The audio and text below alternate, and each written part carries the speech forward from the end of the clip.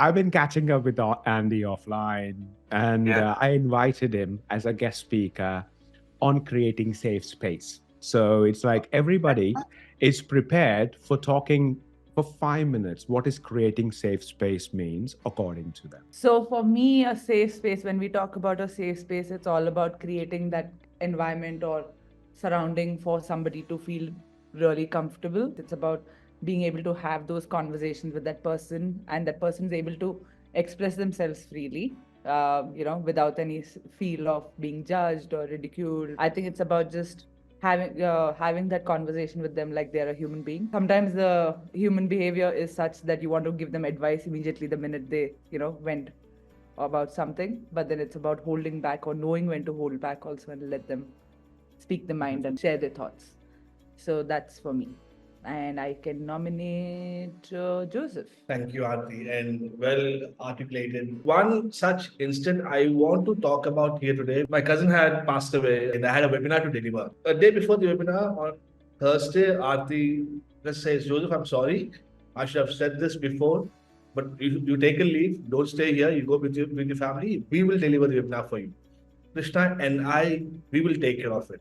When I talk to people, including my domestic help, I try to give back what I see from this team, and that's safe space for me. It could be group safe space, physical safe space, anything to do with safety. That's my story. And on that note, I nominate Madan. For me, safe space is like having a beautiful team whom I can share my thoughts and all my ideas. And regarding support and empathy, like Hassan, like Aarti, most of them, like Joseph, like most of them had given me a lot of love and immense that I couldn't feel like I have one more family in myself here. So that one I feel.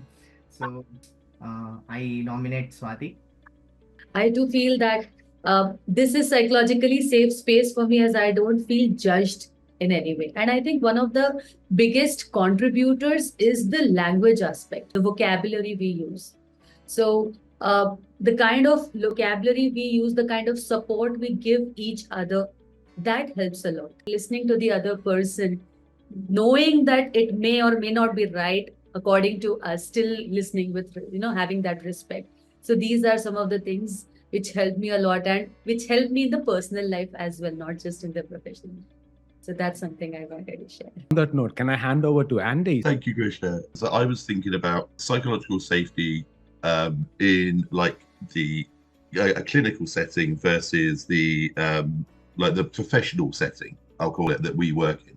That's when I came across this thing that there's a doctor-patient confidentiality. So you almost have an automatic safe space when you're in that kind of a clinical setting, when you're talking to a healthcare professional or something like that. We don't necessarily have that in a professional group. Well, if we start using the phrase coachy confidentiality. What I'm hearing you say is more towards the intentional confidentiality, where you, as a coach, when you're working with your individual or with your team, so how do you create that automatic psychological safety? Yes. How can we steal that from the clinical side? How can we steal that phrase and put that phrase in everyone's mind so that we don't have to build up to psychological safety by explaining it and doing the exercise? Aksa, over to you. According to me, like a safe space or a safe environment is a place where I feel supported, like respected and free from judgment. Krishna and we planned for team meetup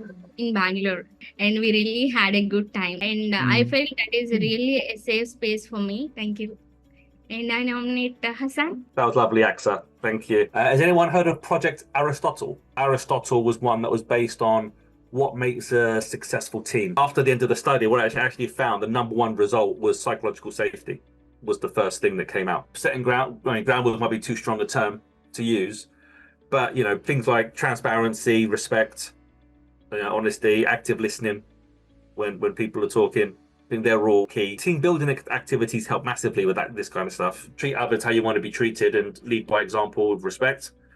And then hopefully that breeds the same thing around the organization and the same team. It was great to hear everyone's approach on that. One of the things which started with Aarti talking about creating a safe space for others. This reminds me of a talk of Simon Sinek and Stephen Bartlett in this Diary of a CEO. Simon Sinek talks about when you're creating a safe space, it's just when a person wants to be in mud, going through those deep emotions, and you're just there with them. Joseph gave a beautiful story about going through grief and team members stepping in, and it's like, they got this for me.